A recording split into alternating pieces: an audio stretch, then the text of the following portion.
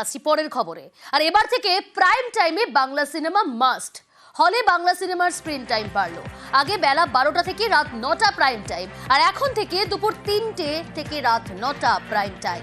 Single স্ক্রিনে বছরে 365 show must. প্রযোজক, পরিচালক, ডিস্ট্রিবিউটরদের সঙ্গে বৈঠকে এমনই সিদ্ধান্ত রাজ্যে। আমাদের এখানে প্রাইম টাইম ছিল 12টা থেকে রাত 9টা, দুপুর 12টা থেকে রাত 9টা, ফলে অনেকেই যেতে পারতেন না কাজের সময়। এখন আমরা প্রাইম টাইমটা শুরু করলাম দুপুর 3টে থেকে রাত 9টা পর্যন্ত। আগে একটা নিয়ম ছিল যে বছরে 120টা বাংলা সিনেমা চালাতে হবে। এখন যে নিয়মটা আমরা করলাম, 365 days within the prime time, এই 3টে থেকে 9টার মধ্যে একটা বাংলা সিনেমা চালাতে হবে ইন এভরি স্ক্রিন। মাল্টিপ্লেক্সেও 365 দিন চলবে।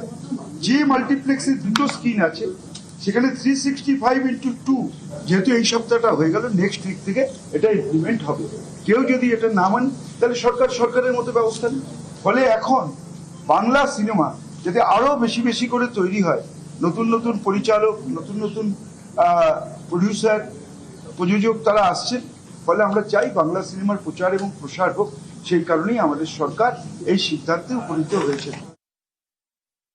ভীষণই খুশি, কারণ এটা নিয়ে আমি অনেকদিন ধরেই যুদ্ধ করছিলাম। আশা করব যে এটার ইমপ্লিমেন্টেশনগুলো ঠিক মতো হবে এবং প্রাইম টাইমে আমরা শো পাবো।